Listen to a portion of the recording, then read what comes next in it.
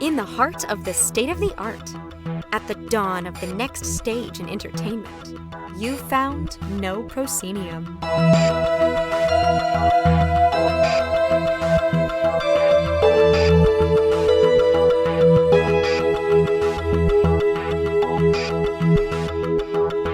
You have indeed found No Proscenium, the voice of everything immersive. I'm your host, Noah Nelson, and welcome to episode 355. This week, another doubleheader. We start with Keith Tralins and Kyle Presetenback of Hunt a Killer, who stop by to talk about the mystery company's extensive lineup of boxed experiences and the live-action origins and future of the company.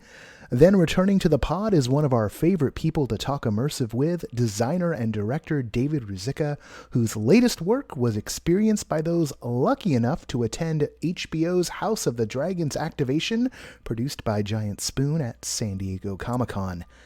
As you know, this podcast and all we do at NoPro is brought to you by our generous Patreon supporters, and we had no new backers last week, which means we now need 10 new backers at the $5 level to right the ship and keep up with rising costs before the month is through. If you're already a backer, the best way to help out is by dropping a review on iTunes of the podcast and by sharing the pod and website articles on your social media platform of choice.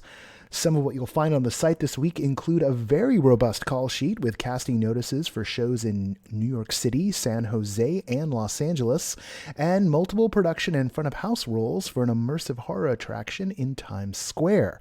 Plus, this week's Immersive 5 features Paul King of London's Party Geek. The review rundown has an audio theme. And over at Everything Immersive, the Trailheads column is another globetrotter, including the latest from Japan's Obaken and a 16-hour escape game in France. All this brought to you by those Patreon backers at patreon.com/noproscenium, including our sustaining backers, Ari Herstend, Chris Woolman, Samantha Davison, Eric Shamlin, Elaine, Jay Bushman, Jerome Joseph Genties, David Bassick, Richard Ayers, Lonnie Hanson, Mark Baltazar, Sydney Guillory, and Jan Budman. Thank you all. All right, that is the business. Let's get to the cast.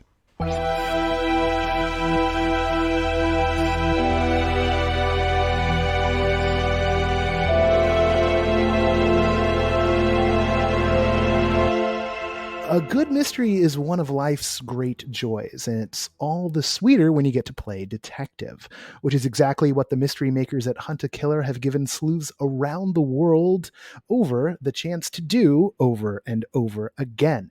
Joining us on the pod today are Keith Tralins, Hunt a Killer's Chief Product Officer, and VP of Product, Kyle Presetenback. Guys, thanks for joining me on the pod. Yeah, thanks for having us. Yeah, it's our pleasure to be here. And actually, I should have you do this. So, Keith, say hello. Hello. And Kyle, say hello. Hello. So now everyone knows who's who. I always forget to do this when I get two guests, and you'd think decades of being in this business I'd remember to do that, but I don't. Every time I forget. Okay, so correct me if I'm wrong, but Hunt a Killer got its start as a subscription-based mystery in a box service, right? I mean, that's what everyone knows you guys as.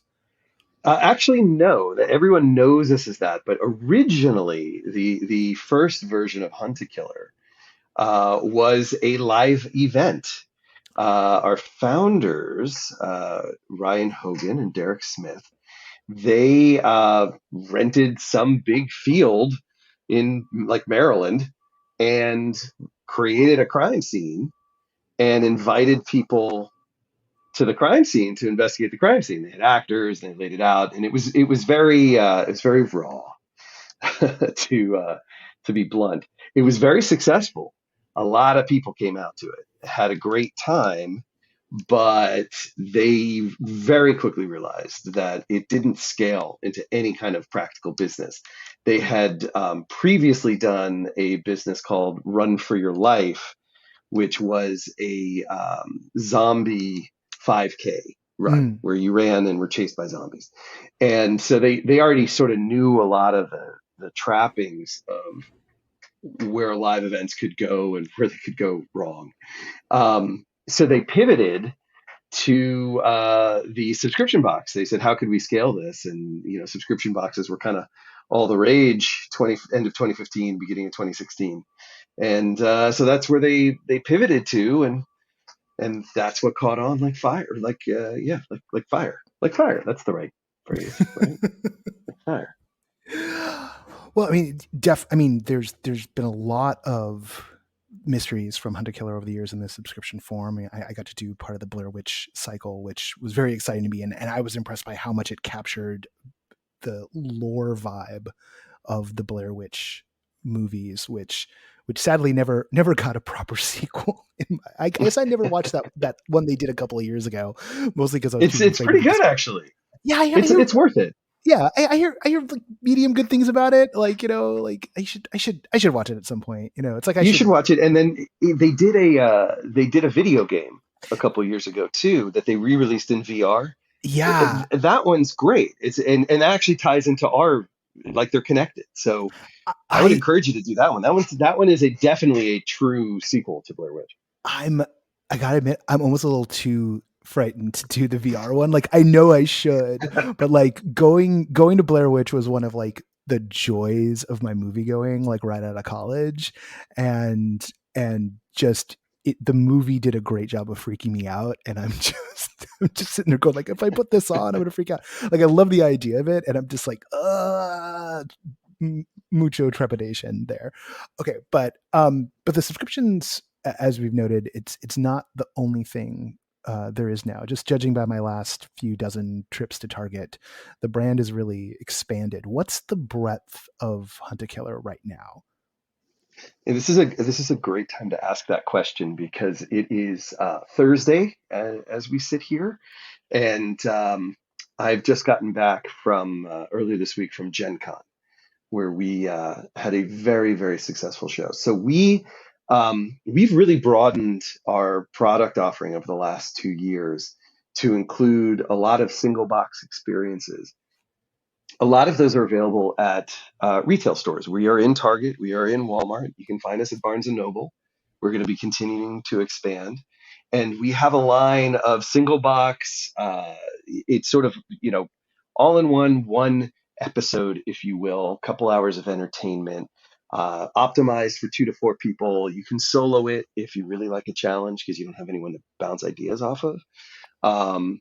You can do it in a group of 5 or 6, but we recommend a couple bottles of wine if you do it that way. But we also have... Is there a direct line between bottles of wine to difficulty level? Like, have you got the rubric in there yet? So. I think the wine kind of may lower it a little, but if you go with like vodka, it definitely increases the difficulty, depending on how much you go. Jaeger will get you there too. We also, we also have love it. So of course, we also have a line of we call them premiums, which are much bigger individual experiences, single box experiences that you can only get through hunterkiller.com. And those are really deep dives. That's our sort of our premier title, Supernova, which is just exquisite. It is beautiful and it's emotional, and it's actually not like anything we've ever done. And we had a very, very strong response at Gen Con to people seeing it, seeing what was in it, and then playing it and coming back to talk to us about it, because they'd never had anything like it before. The feedback we got was we have people who have said that they have never had a game make them cry twice, much less once. But that's the depth of Supernova. But we also have... Are you packing onions they have to cut into the box, or no? What goes in? So what sets Supernova apart? Not necessarily from a narrative standpoint, because obviously we don't want to spoil what's in the story, but what's the difference between a premium coming directly from you guys versus what someone might pick up at Target, or if they subscribe to one of the series, which you get a nice envelope filled with lots of paper elements and some online bits that you wind up doing. But what's the premium setup like? So much deeper and longer. Mm. So with the premium experiences, you're getting probably at least 4 hours of entertainment. Some of them can go easily up to 8 to 10, Mm. depending on how deep you want to go. The items in the box are just they're you're going to want to put them up on a shelf. You're going to want to put it someplace safe because it looks great. And it really bends the bounds of reality. We're able to do more things with the premium to make it feel authentic and real and germane, and that you really are in that world versus the box, which we do a good job of doing that with the single experiences that you might find at retail. But there's because of the constraints of having to have a price point and cost of goods and all that, there's only so much we can do in those boxes to be able to deliver it at the right price. Whereas our premiums, yeah, they're pricier, but they really are exquisite. They're beautiful. We have two versions of our Agatha Christie story. One is available on Amazon, but then we have our version, we call it the collector's edition. I mean, I have it on display in my hallway because it's this beautiful wooden box that's got a lock built into it, and everybody that sees it goes, "What is that?" And that's kind of the thing that we do because we wanted it to feel like, oh yes, no, this thing fits into your life, but then there's also all this lore and history into it. Oh, by the way, it's also a mystery. Nice. Kyle, maybe you can tackle this one. What goes into making a mystery? It's a great question. I think one of the things that has separated maybe Hunt to Killer from other either detective boxes or even board games is that our media and our brand and our content is a specifically crafted story, and it's a story where we're putting you into that story where you get to be the detective, and we have I'll call it a formula, right? It's a proprietary formula that's unique to our brand, where we have established principles that are richly and deeply rooted in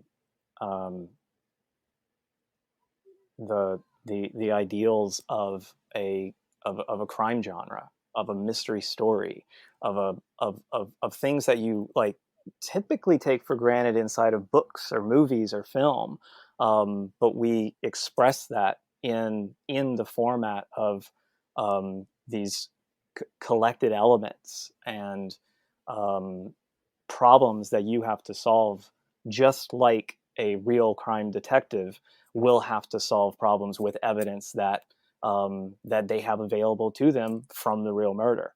Our writers, our designers craft those stories over many weeks and many months, and it takes a team to create a richness and a depth that is very unique in this type of play and the types of games that we produce.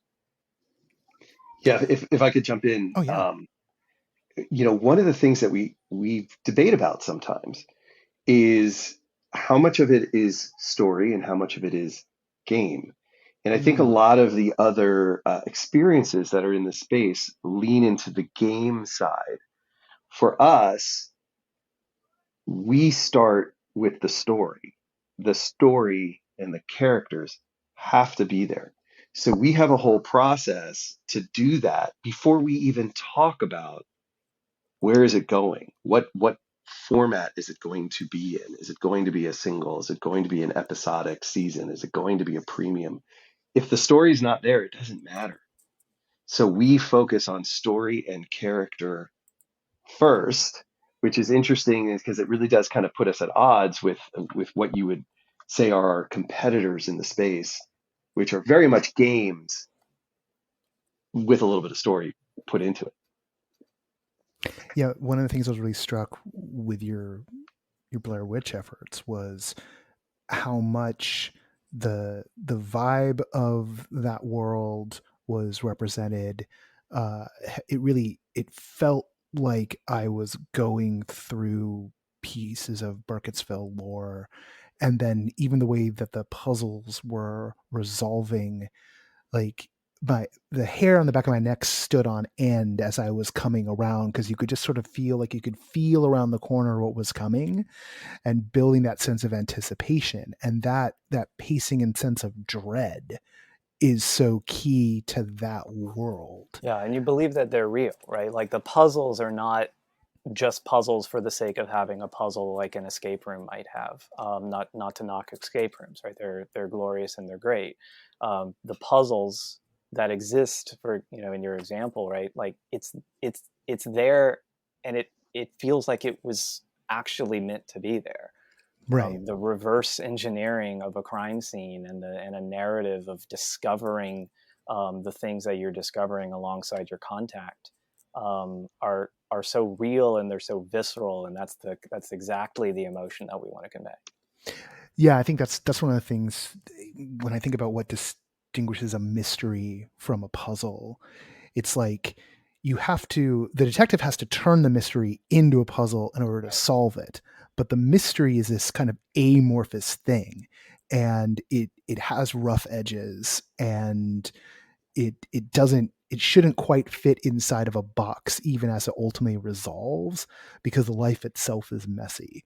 And that vibe is definitely in a good chunk of y'all's work. Yeah, and we take that and we figure out how to fit it inside of a box. Yeah, it does fit in. We're the pros at putting it in a box. Yeah, the attempt to make it germane. You're right. The mystery, to solve the mystery, you have to kind of turn it into a puzzle. But the existence of it, there has to be a reason that something happened that has led to this mystery. I mean, we're talking about murder mysteries, so there has to be a reason for that person to be dead. And so, we really do focus on the means, motive, and opportunity, but that motive part is where the meat is. And I get very excited when I see our writers come up with stories that just are loaded with it. And you get these characters that are so deep and rich and real. And I mean, we all have someone that we want to kill. It might be someone far away, but there's somebody that we all would love to, get our hands on their neck. But to actually, to explore people that would actually do that, to explore people that inspire that in others that might have inspired someone to do that, it's got to feel organic. It can't just be like a riddle for the sake of a riddle.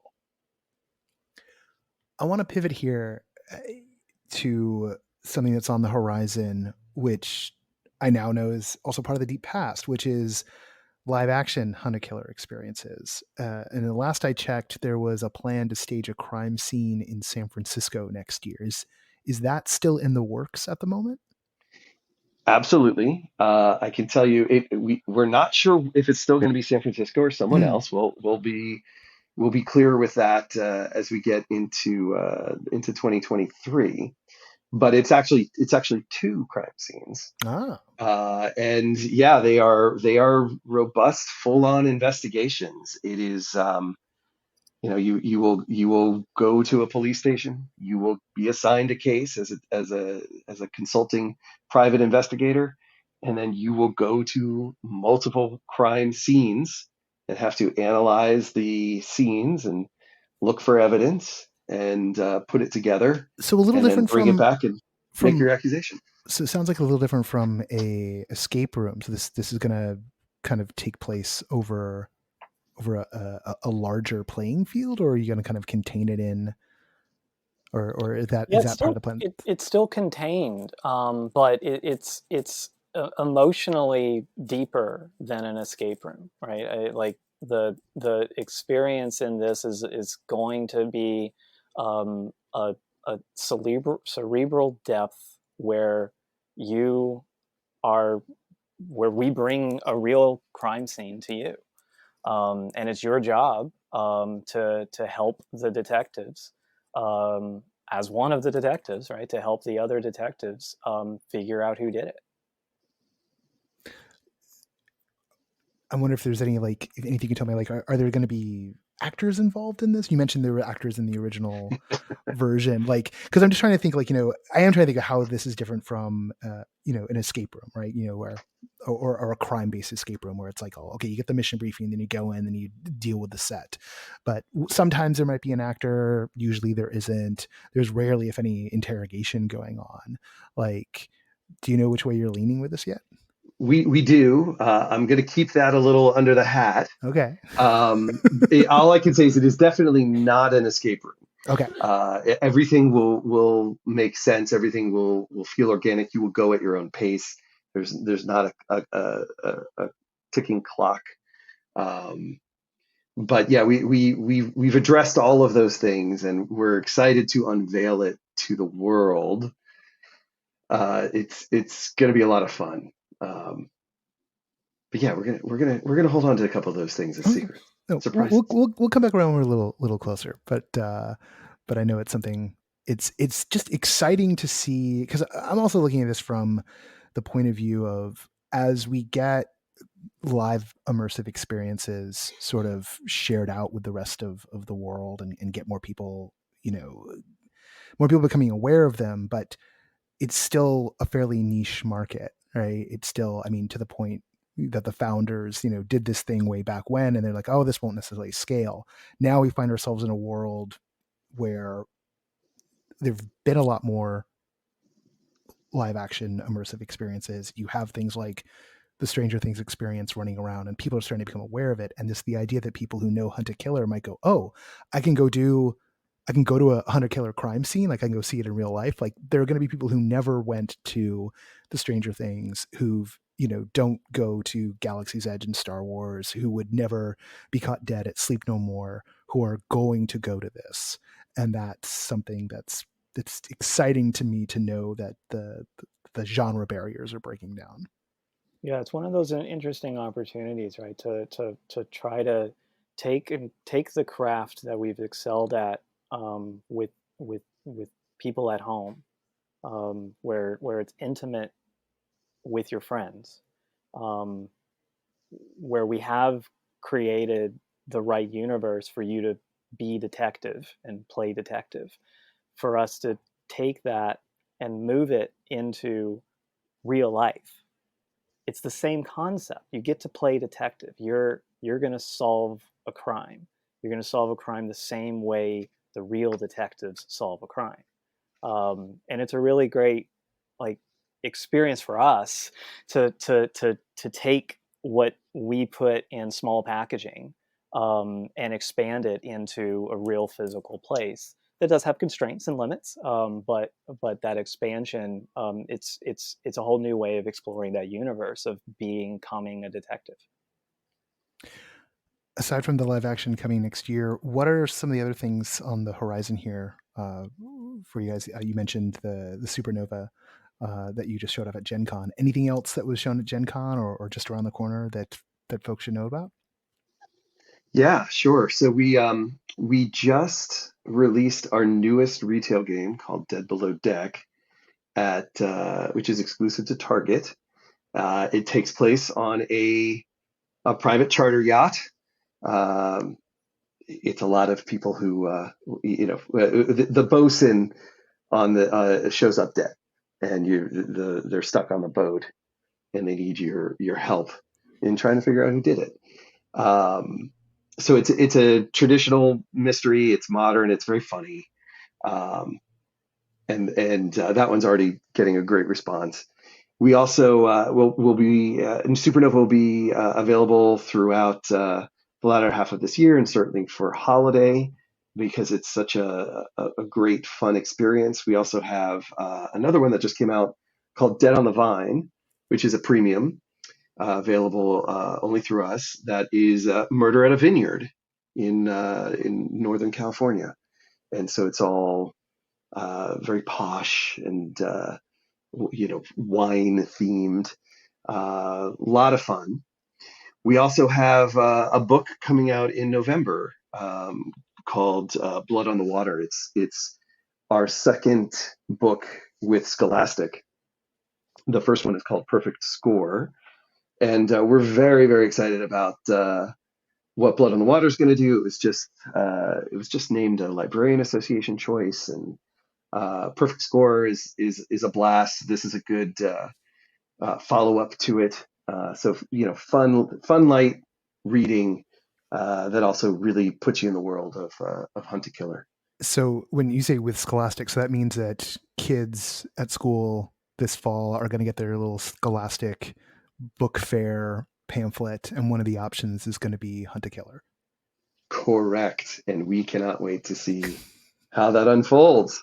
The Riverside books have done very well with Scholastic, and it's kind of similar in that they go into dark places. And actually, the author of some of those Riverdale books is our author on Blood in the Water. And we have an immersive mystery box that's part of the Nancy Drew series, and yes.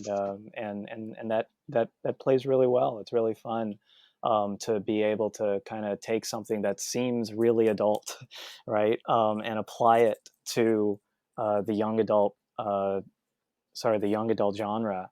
And Nancy Drew's a great example of that. The books are another great example of that, and it's a really interesting application of our brand. No, what you guys need to do is you need to get your hands on the Encyclopedia Brown license, and then we'll talk. No comment at this point. But I will say, I am a huge fan of Encyclopedia Brown too. That's certainly was my first introduction. Oh yeah, no, that was one of my earliest favorites. Well, guys, thanks for swinging by and telling us what's up with Hunt a Killer. We're very much looking forward to wherever the crime scene may happen to pop up next year, but are also keeping a close eye on everything that you're doing right now, because it's just an impressive body of work. Yeah, thanks for having us. Yes, thank you. It was a pleasure to be here.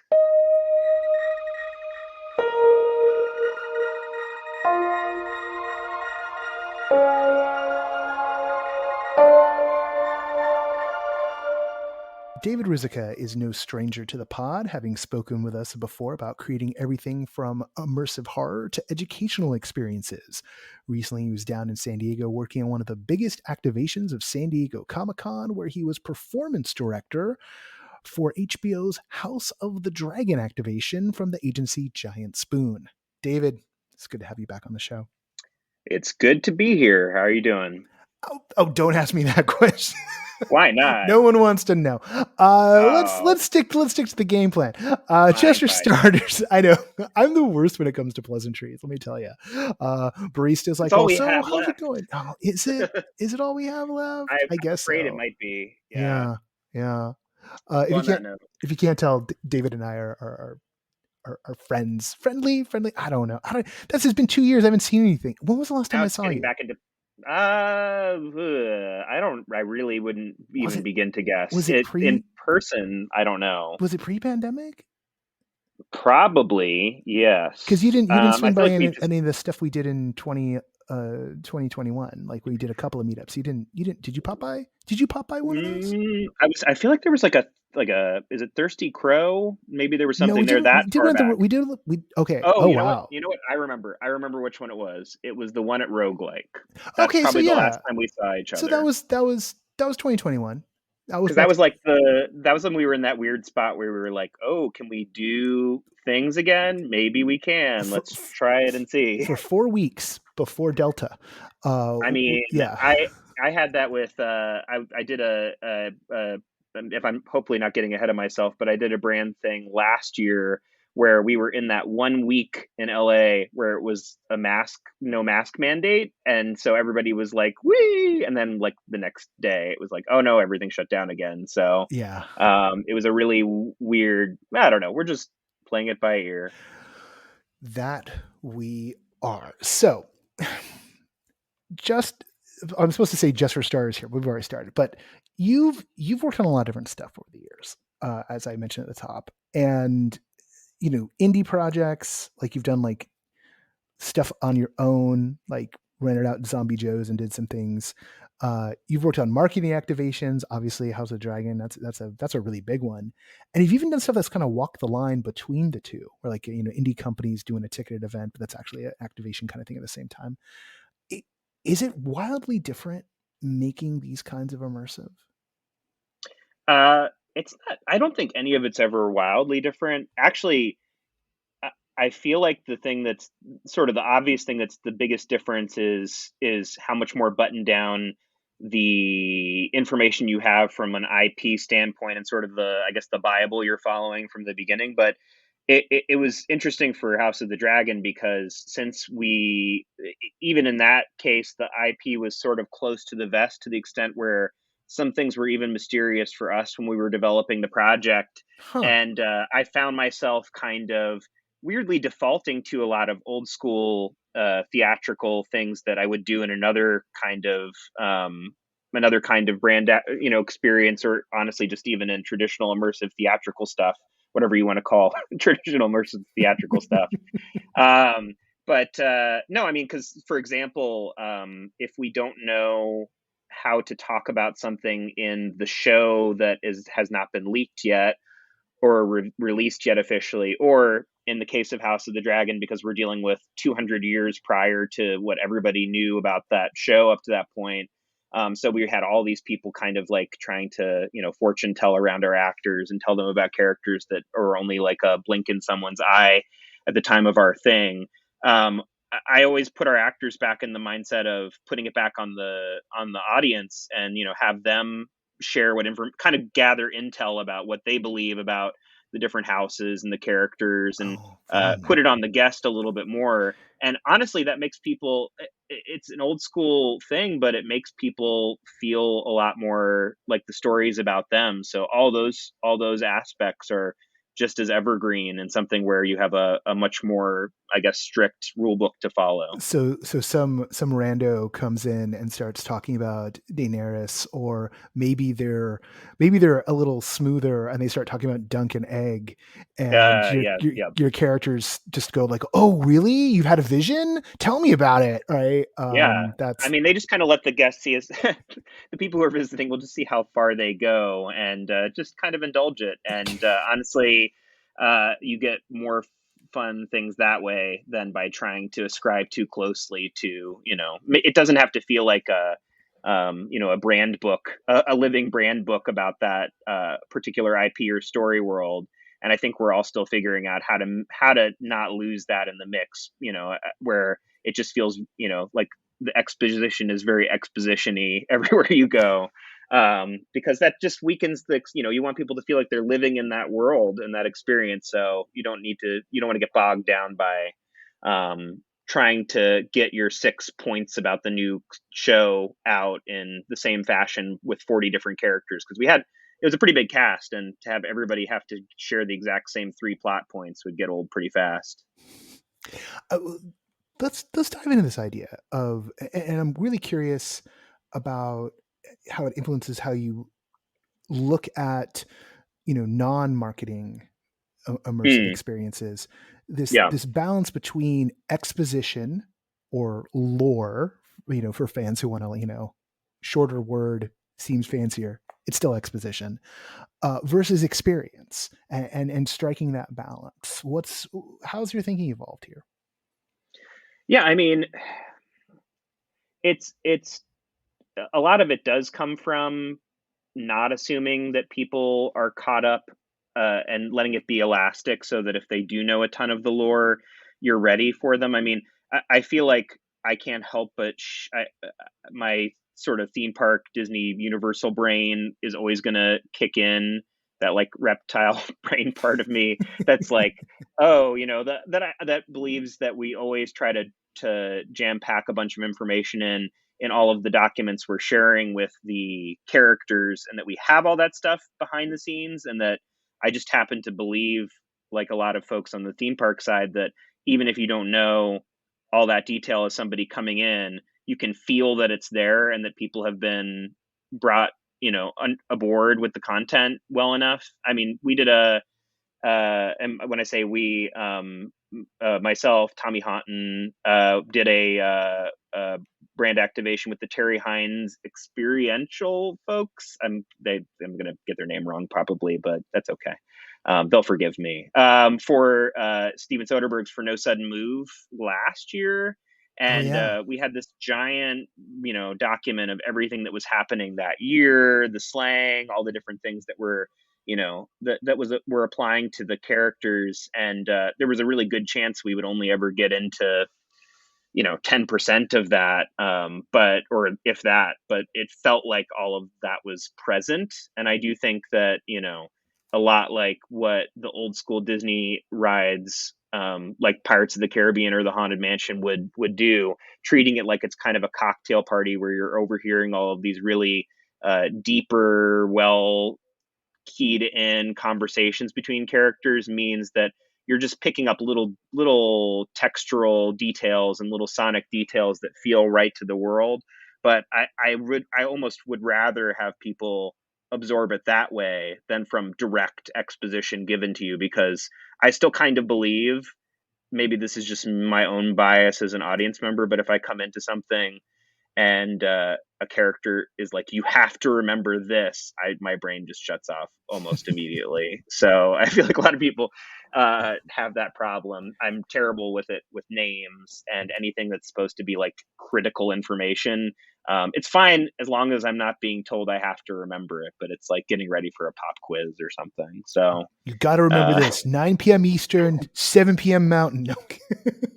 Tuesdays. Yeah, no, I'm lost. Right. Yeah, I'm lost. Yeah. So I mean, maybe that's my thing, is I just kind of assume the audience will be as lost as me, and don't that doesn't factor in. But I still believe, even when it's stuff that we're developing that doesn't involve a known IP, it's kind of exactly the same way. There's a whole story living behind the curtain, and we decide the right moments to pivot people closer to that story and moments to purposefully cloud it a little bit, just to allow people the chance to seek it out or not, if that's not how they want to engage with it. How do you so is it a success then in your eyes? And then I guess also the follow would be like, in the client's eyes as well, if someone comes to one of these things and has a wonderful time, gets a cool vibe, but walks out and maybe doesn't know anything except hopefully the name of what they just did. Like, is that enough, or do the briefs often be like, we really do need them to take away, this bit of information? Yeah, I mean, it depends. For that one in particular, I don't think we had a humongous amount of a need or specific desire of anything to convey. I mean, obviously the big thing that we were hammering home just through, because the idea of the basic experience, for folks who probably aren't aware of it, is that the guests would receive a dragon egg, and then through the course of the experience hatch it, and it would tie directly into an AR app that allowed them to take their little BB dragon home and do cool things with it. So I feel like knowing that dragons were a key part of a show called House of the Dragon, I guess it's hopefully pretty obvious from the get, but that was sort of a big piece of it. But no, I mean, we never really had that much pressure to make sure people knew any characters. And the brand activation world, I get in my head philosophically about all the time, because at the end of the day, it's really about eyeballs and impressions on the project. So if it's something that compels someone to want to document it in some way, that's probably the only thing that really that really drives most of the discussions in terms of a client need or want. I mean, the thing I will say is there's that, and then in the case of something like HBO and House of the Dragon, where the textural details and the aesthetic are super important, I think that probably the biggest thing that we tried to nail with it was that our costume designer, Beryl Brockman, who's worked on some projects with me before, is kind of a freaking wizard when it comes to looking at, because I've worked on stuff for this client before, and we sometimes even got access to the real costumes for this one because it's so new. It wasn't quite time for that yet. So Barrel just went in and replicated the textural details as closely as possible. So that authenticity was super important to them. And then obviously just people capturing it in some way, which never happens the way you expect. We had talked at one point, I feel like most clients now like want something to blow up in a major way on social media. Can you make this go in our viral? case, so exactly, yeah, they want us to figure out how to go viral, and for us, we went viral with a puppy account. Somebody brought their puppy, and one of our knights outside in the city watch decided that it was, well, first of all, of course, a dire wolf, and second of all, named the puppy Huxley the Dread, and that's what blew up. So you never know. You really can't prepare for what the internet will latch on to, but that's what makes it fun. I look forward to our puppy influencer overlords here on the I internet. mean, me too. I think I'm ramping up for when we can just finally do what we've always wanted to, which is to just do immersive shows for cats and dogs and not for people at all. But we'll have to wait a little while. I mean, let's be real. Like, if the humans are there and they've got their phones out and they're guiding the animals around or taking the animals around and just getting that stuff on TikTok, everyone's Boom, going to be much happier, right? Yep. The clients, oh yeah, people watching at home. Like, I mean, you won't feel the exact same type of FOMO because like a cat or a dog is doing it, you know? Yeah, onboarding is easy, really easy. Treats. I mean, but let's talk about that. Like, could we reapply these principles for cat and dog immersive to humans? Like, what would the just, I mean, the food and drink, the treats for the onboarding, right? Yeah, no, there's definitely some kind. Let me see here. Well, I mean, is it legally binding if a cat signs a waiver? There's definitely some Pavlovian things going on that I think would be pretty accurate for a human audience as much as for an animal audience in terms of what they're expecting from the experience. And yeah, I mean, I just kind of assumed that a waiver, actually, I'm probably just from practical terms, a waiver from a cat stands as good of a chance as anything as a waiver from a human if it came to a full contact immersive experience. Although a full contact immersive experience with a cat just sounds much more soothing. So yeah, it does. I mean, depending on the size of the cat. So oh sure, yeah. No, we're not talking about Tiger King. This is House of the Dragon today. Not even sure where to go from here. I love this though. I love it's a cul-de-sac of absurdity. It makes some kind of sense, at least to us, which is all that really matters. I know, like everyone listening is probably having a grand old time. David, how are things on the business side of working immersive in this particular vein? How are things right now? It felt like SDCC was back to its old tricks, but that was from like the outside. Did it feel that way from the inside with what was going on there?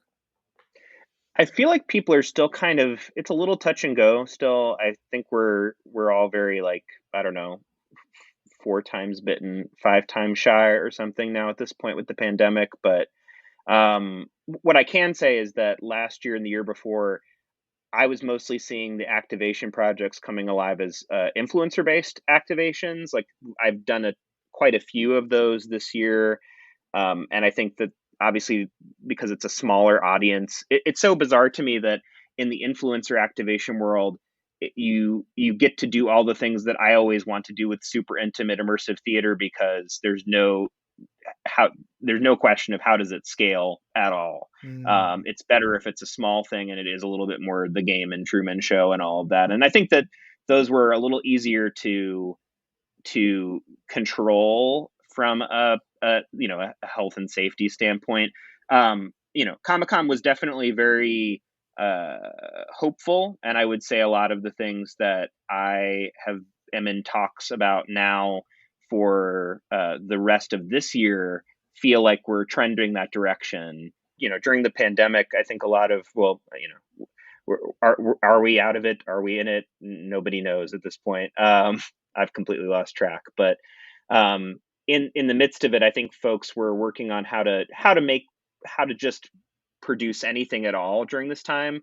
I think what's going to be really interesting is seeing when we get to the point where the work is more about just being able to go back to wouldn't it be cool if we did this, or we'd love to tell this kind of a story, because I think we did kind of put that on the back burner for a little while, just trying to have the emotional, physical, social moments was kind of enough for us, I think, as an art form. And now it's time to start to really go back to our original, goals for this kind of work, because I when I'm in my most optimistic and hopeful and inspirational mood, I like to say that after the plague, there's a renaissance. But I think we still haven't quite gotten to renaissance yet. I believe it's coming, Yeah. but I think that right now we're still at the point where we're just still trying to shake off, it's okay to make stuff again, and we're all always looking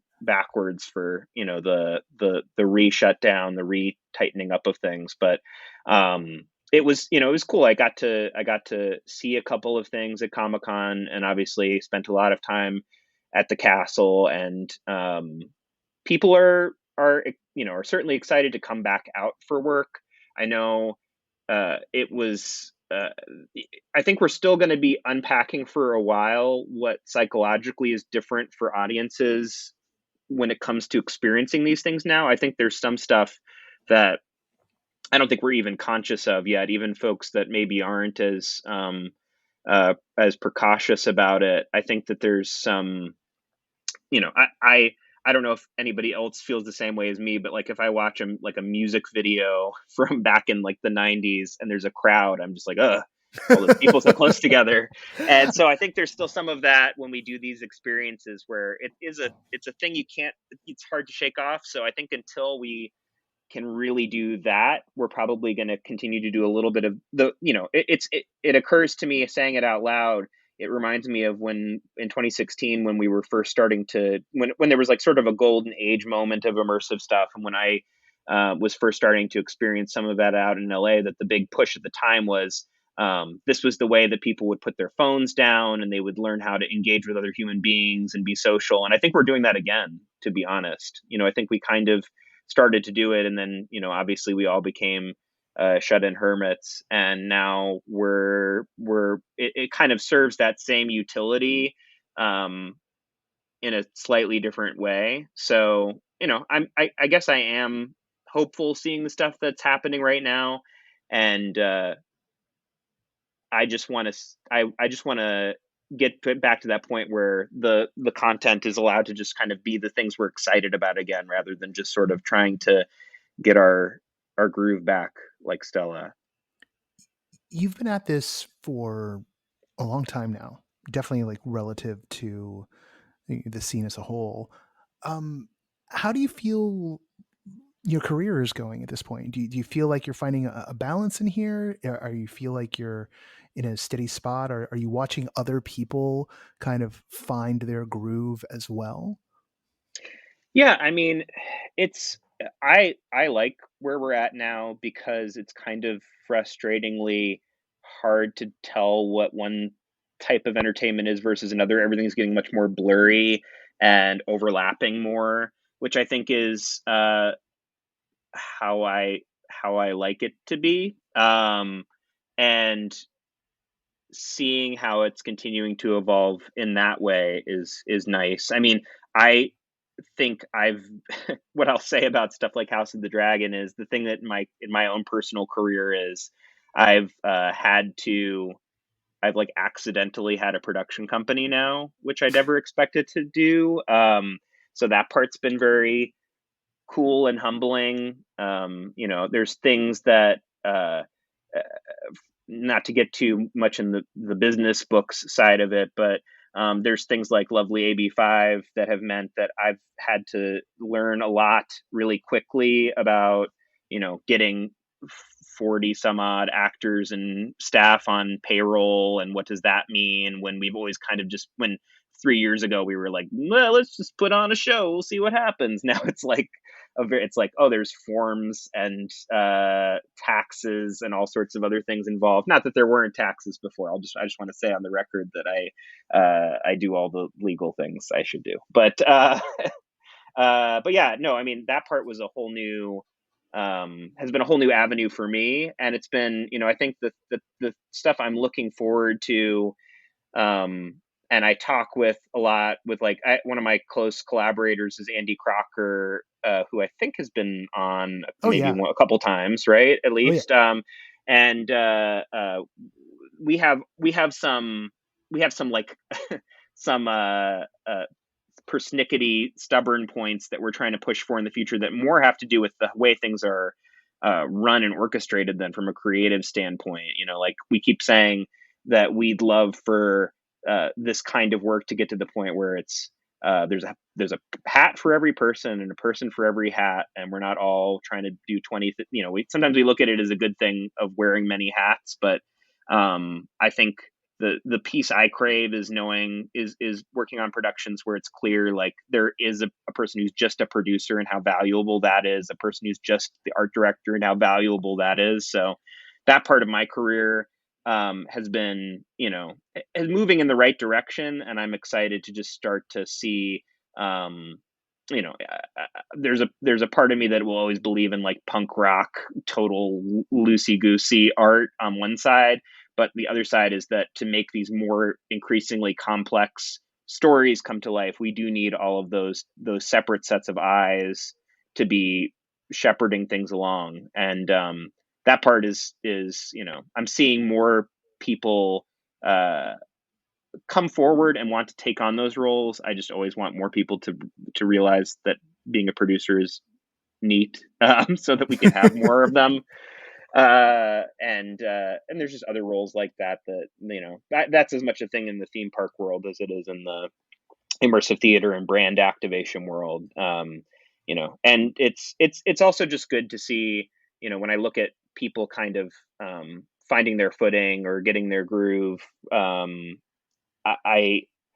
also just excited that there are more and more folks that are maybe, their stories haven't been told or they have been unable to up to this point. And, seeing more and more true, representation across the board in our different disciplines is, something I obviously am going to just kind of keep fighting for and be excited to see. So that part does my heart really good as I'm seeing it. But yeah, I mean, I think that we're continuing to grow, and maybe because of or in spite of or whatever for the pandemic, I think it's pushed some of those things to a boiling point faster, which is ultimately a good thing for the art form. This is all actually really good to hear, because one of the vibes I'm picking up from sort of the audience side is kind of a sense of, oh, there's nothing going on. And I keep on having conversations with folks who have been kind of the core creatives, pre-pandemic, particularly here in LA and some in New York.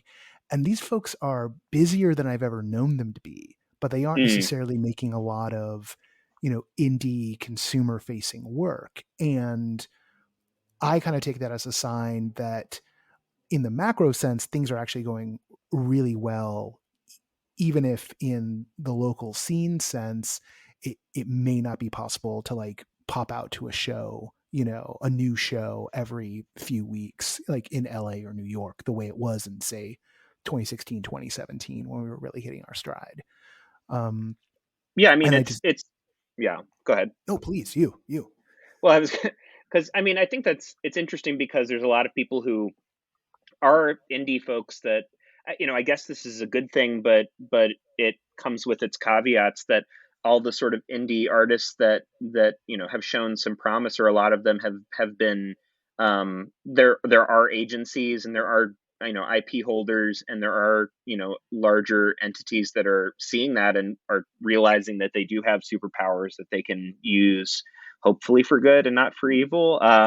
So I do think that's a positive thing in terms of just people being able to support their work. I think the thing that we all have to look out for when we get into this point Another producer I work with a lot, and friend of No Pro, etc., Eric Vossmeyer.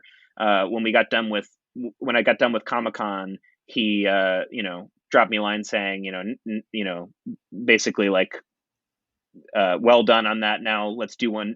Let's do one for us. And I think that is just trying to remember. It's really easy to get sucked up into telling all these other stories, but I think the big thing is that we all have to make sure that it's pushing us towards the stories that we're excited about also telling, that aren't necessarily affiliated with those more big budget, larger scale, larger visibility projects. So to your point, our folks are getting busy, and that sounded suggestive. Sorry, they're not getting busy. People are finding being themselves gainfully employed, David, occupied by I don't know. It's my big thing I've always been a fan of, and it even when I was working with the Creep JFI folks, a lot of our objective was to kind of trick people into seeing theater thinking it was a haunted house, and just be sneaky. And I think that some of that is still happening now with Andy Crocker and I are working on a thing called Tricks and Treats for the Cedar Fair family of theme parks, where we were just in Minnesota last week at this pretty small regional theme park, and we're talking about basically trying to sneak in immersive theatrical full day to night arc theater in the middle of this theme park that's never had it before. And so that part's very exciting for us, and it is fulfilling a lot of we get to, in our own way, we do get to tell stories we care about within those bubbles. And with this one, it's particularly fun because we are kind of creating our own IP. It's just Andy and I making up ridiculousness that people actually are silly enough to spend money on building. So jokes on them. With something, but you mean with like Cedar, right? I mean they own Knott's. Ghost Town Alive has been very successful for Knott's. Enough that they bring it back every year, enough that it's kind of deeply ironic, right? That it is. But you've got Ghost Town Alive, you've got Star Cruiser, which folks have worked on. And one of those moments like, can I say certain things? But like, just that was appropriately just redacting yourself. That's good. Just like, what do I not know? What am I not supposed to know today? Everything all the time. I know it's, why does the show suck now? It's because Noah can't talk about anything anymore. But no, it doesn't. I don't think redacted the musical. Seriously, the point being, has the playing field changed because of some of these big ticket items, and is it easier to get those pitches at least danced with, and not just completely thrown out the door from minute one? It is and it isn't. I mean, it doesn't happen enough to really, to me, to say that there's confidently any big trends with it. I mean, it still comes down to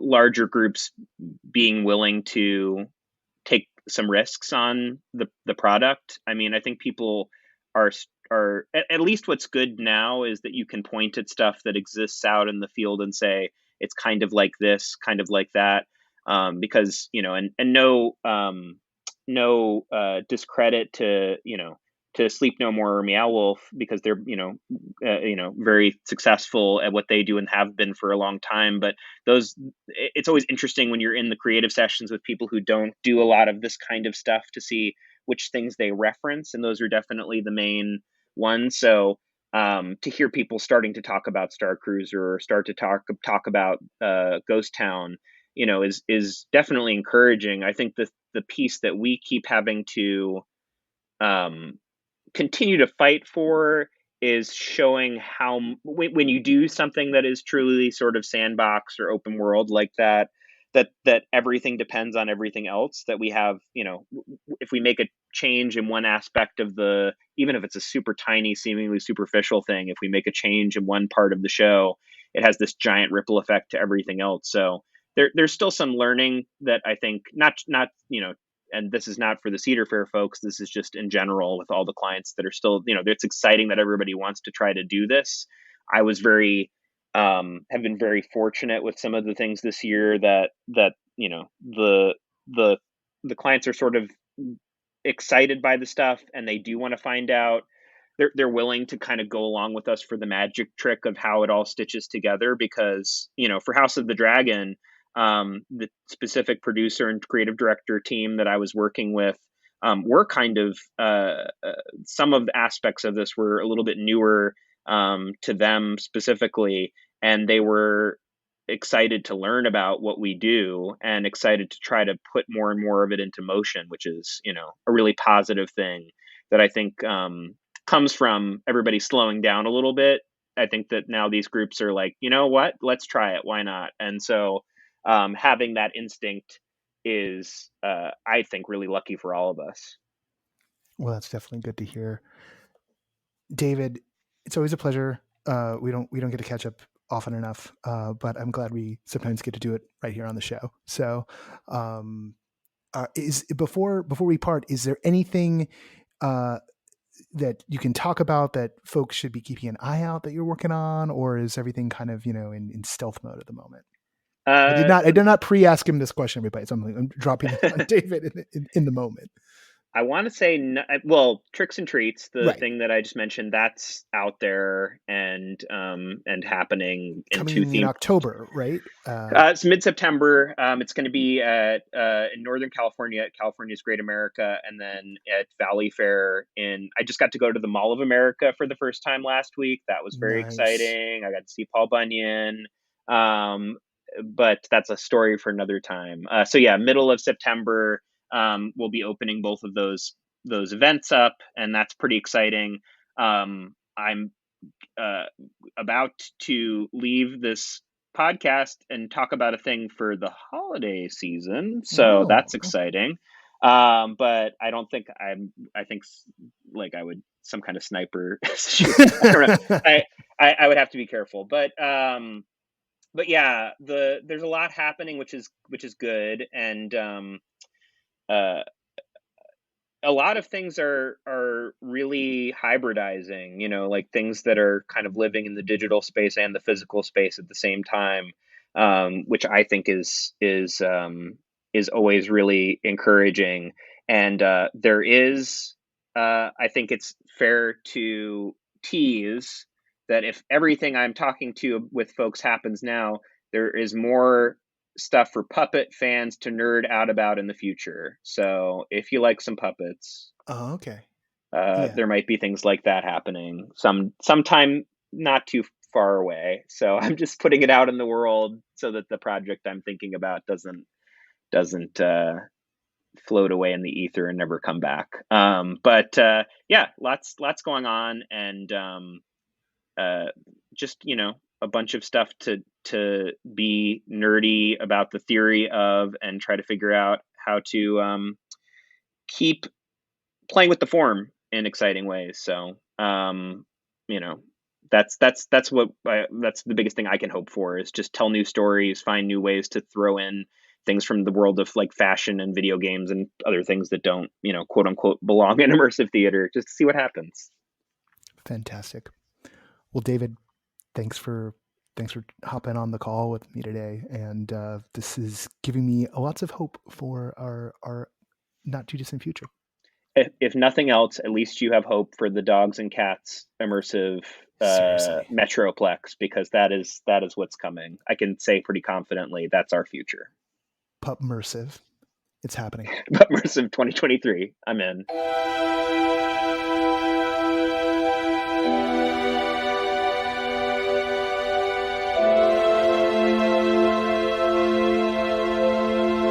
Once again, I want to thank Keith, Kyle, and David for being our guests on the show this week. Next week on the pod, we're talking with the curators of the Venice International Film Festival's Venice Immersive section. It's kind of our annual check-in with them because Venice International is coming up right at the very end of the month and blasting through, I think, to the 10th or the 11th of September. Of course, spooky season is right around the corner, and there are stirrings all over the place. In fact, that casting notice, you will note in San Jose, that is for one of the events happening at the Winchester Mystery House this year. Things are popping off all over. And yeah, there's a nice, kind of little steady buzz of work. Don't forget, tickets for the Denver Immersive Gathering are still on sale. The price bump has been held off until the beginning of next month. So a little bit after Labor Day, there's going to be a price bump. Standard tickets are $150, VIP, which includes David Byrne's Theater of the Mind, are $250. You can check out all that information over at Immersive Denver. I'll be there with bells. I won't be there with bells on. I'll be there. I'm not putting bells on. I didn't even finish the sentence, so you can't hold me to it. All right. It's August. Go have fun. I hope to see you all soon, and I will talk to you next week. Let's do the credits. The associate producer of this podcast is Parker Sella. Music for No Proscenium is by Chris Porter of the Speakeasy Society. Special thanks to Siobhan O'Loughlin for voicing our intro. And the podcast is written, edited, hosted, produced, and mixed by me. I'm Noah Nelson. And until next time, I'll see you at the show.